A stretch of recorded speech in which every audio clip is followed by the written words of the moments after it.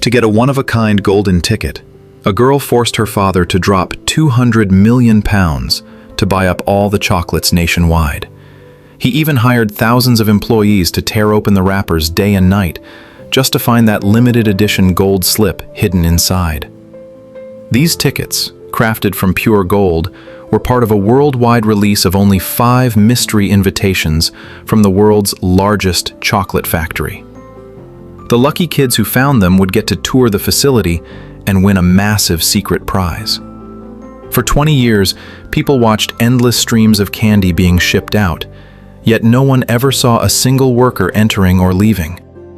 No one knew how these magical treats were actually made. Now that the news was out, kids everywhere stood guard at shop doors, each hoping to be the one chosen by destiny. In less than a minute, the shelves were picked clean. The first winner was a chubby boy from Germany who won simply by using his massive appetite. He ate chocolate non-stop until the gold ticket got stuck in his teeth, and only then did he realize he hit the jackpot. The second winner was a little British princess who won because her father was filthy rich. No matter what it took, if his daughter wanted something, he made sure she got it. Daddy, I want another pony. The third ticket went to a blonde American girl who was obsessed with being #1 in everything. To break a Guinness World Record, she even chewed a single piece of gum for 3 straight months. The fourth winner was a child prodigy who used nothing but the manufacturing date, weather patterns, and a series of complex indices to calculate the ticket's exact location. Now, only one golden ticket remained in the entire world, which left young Charlie from the slums feeling pretty discouraged. Growing up, he had heard endless stories from his grandpa about the chocolate factory. Grandpa used to be an employee there and witnessed Willy rising from a small shop owner to a global candy titan. Even an Indian prince once invited him to build a 100-hectare palace made entirely of cream chocolate. But Wonka's fame drew the attention of jealous rivals who bribed his staff to steal secret formulas. They ended up making cheap knockoffs using bottom-tier ingredients. Betrayed and furious, Wonka fired everyone and announced the permanent closure of the factory. Until one day, the smoke started rising again. But strangely, no humans were ever seen entering the gates. Everyone wondered how he pulled it off, and Charlie wanted to see for himself. But his family was desperately poor. 7 people lived in a tiny, dilapidated shack, barely able to afford a bowl of thin porridge for 3 meals a day. The father was the sole breadwinner, earning a measly wage at a toothpaste factory. Despite the crushing poverty, the family atmosphere was incredibly warm. On Charlie's birthday, his father saved up to buy him a Wonka bar. Even though the odds were astronomical, the whole family gathered around, hoping for a miracle. Unfortunately, Charlie's wish didn't come true. Even so, he was more than willing to share that tiny bit of sweetness with his beloved family. The next morning, Grandpa secretly pulled out some pocket change he had hidden for 30 years from his sleeve. He wanted Charlie to try his luck one more time. Charlie sprinted out of the house, and they opened it with hearts racing, only to face another disappointment. Charlie walked to the factory gates and closed his eyes to pray. Perhaps Lady Luck was finally watching over him, because on his way home, he found $10 on the ground. Without hesitation, he ran into a store and used that lucky bill to buy a chocolate bar. He was just testing his luck, but to his shock, he actually pulled out the very last golden ticket. A passerby immediately offered a huge sum of money to buy it, but the kind shop owner shut him down instantly. Charlie sprinted all the way home, bursting with excitement to tell his family. Seeing the limited edition ticket, Grandpa was so thrilled that his chronic back and leg pain vanished instantly, and he started dancing around.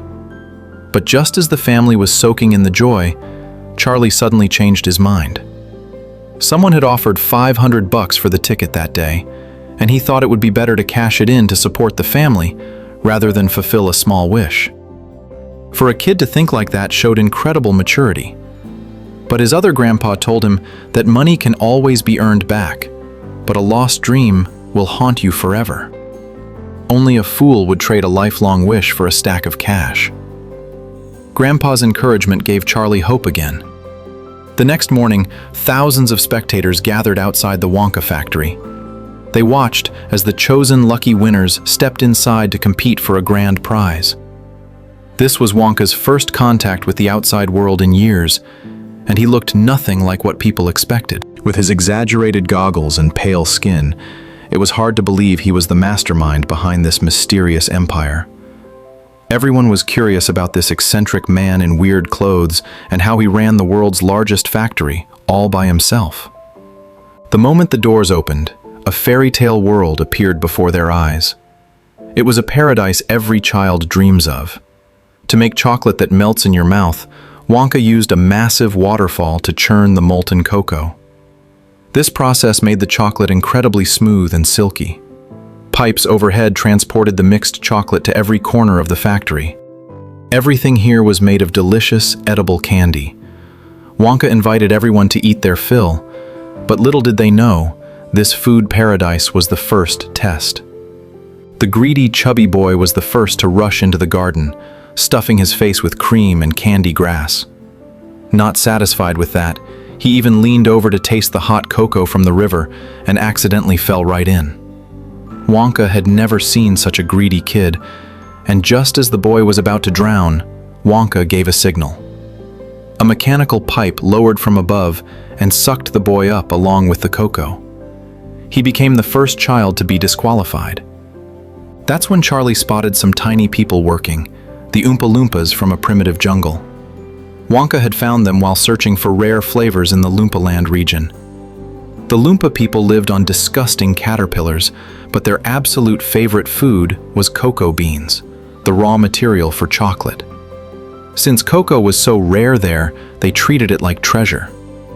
Wonka invited them to work at his factory in exchange for an unlimited supply of cocoa beans. Just like that, Wonka gained a loyal and hardworking staff that would never betray him. Next, the children boarded a seahorse boat made of sugar to travel to the factory's core. They rode through the turbulent chocolate river into the secret candy lab. It was a sight to behold, as the lab was the heart of the entire operation, running 24/7 to develop new treats. The Oompa Loompas were testing everlasting gobstoppers, designed for kids with very little allowance. One piece could last an entire year without ever getting smaller.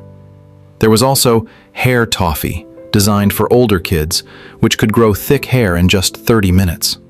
However, the tech wasn't quite perfect yet. But the next invention was even more impressive.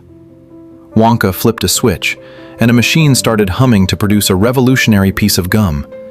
He claimed it was a 3-course meal in one, featuring steak and blueberry pie. One girl shoved it into her mouth before he could finish the warning. Since it was still in the testing phase, the side effects kicked in fast.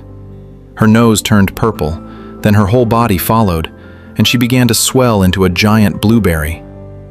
Even in that state, she refused to spit out the gum. The only solution was to roll her off to the juicing room. And so, the hyper-competitive girl became the second one eliminated. The remaining 3 followed Wonka to other parts of the factory, which meant even weirder temptations were coming. Soon, they arrived at the nut sorting room, where hundreds of trained squirrels were working. They could accurately judge the quality of a nut, shell the good ones, and toss the bad ones down the garbage chute. The spoiled princess couldn't contain herself. Even though she had tons of pets at home, she didn't have a nut-shelling squirrel. Her rich father didn't see an issue and demanded to buy one, saying money was no object. Wonka told them the squirrels were for display only and not for sale. The girl threw a tantrum and decided to go down and grab one herself. Ignoring the warnings, she walked toward the squirrels. Suddenly, all the squirrels stopped working and stared at her. They swarmed her, pinned her down, and tapped her head with their paws. Deciding she was a bad nut, they unceremoniously tossed her down the garbage chute.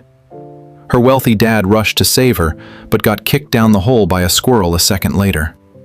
Now, only 2 were left. Wonka took them into a glass elevator to head to the next mysterious location. They zoomed past fudge mountains covered in snow and marshmallow assembly lines. Finally, They reached a high-tech room for a futuristic television shopping experience. They placed a chocolate bar on a transport device, and when Wonka hit the red button, the chocolate was beamed directly into a TV program. This allowed anyone to grab a real piece of chocolate straight from the screen. The smart aleck kid was fascinated by the tech, thinking it shouldn't just be for ads. He believed if humans could be transported anywhere, it would change the world. Ignoring Wonka's warnings, he jumped onto the platform to experience the tech for himself. The experiment worked, but he ended up the size of a mouse. Even though his dad pulled him out of the TV, he couldn't be restored to his original size. Wonka suggested sending him to the taffy puller to stretch him back out. With 4 kids gone, there was no need to continue.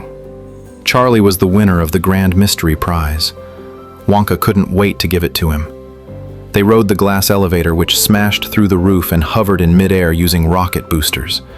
They saw the other 4 kids leaving the factory as the elevator headed toward Charlie's shack. Wonka announced the prize: the entire ownership of the Wonka chocolate factory. Charlie would live there and focus on inventing new chocolates. But there was a catch. He had to leave everything behind, including his family. Wonka assumed Charlie would jump at the chance to escape poverty. But Charlie turned him down flat because his family was far more important than any dream. This shocked Wonka, who couldn't believe someone would choose a struggle over an empire. Despite the rejection, life improved for Charlie's family. His dad became a mechanical engineer, and Grandpa found a new zest for life.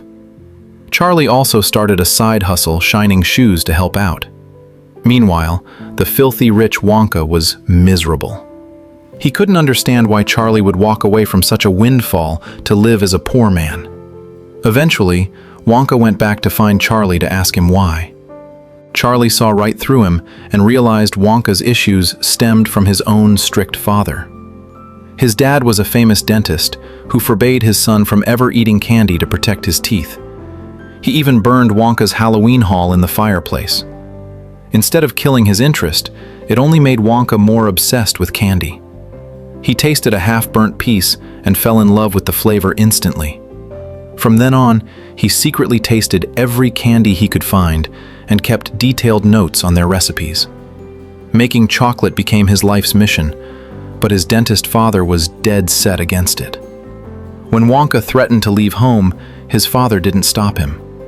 3 days later, Wonka returned only to find that his father had literally moved the entire house away. Because of that one act of rebellion, he lost his family for decades. Though he achieved his dreams, the pain of losing his father remained a deep wound. With Charlie's encouragement, Wonka finally faced his past and visited his father's dental clinic. Years had passed, but his father was just as stern as ever. He didn't recognize his son at first, but Charlie noticed the house was a shrine to Wonka. The walls were covered in every news clipping and photo of Wonka's success. He had been quietly following his son's life all along. In that moment, they finally understood each other and reconciled. Later, Charlie agreed to take over the factory, and Wonka finally experienced the warmth of a real family. They all lived happily together in the magical chocolate factory.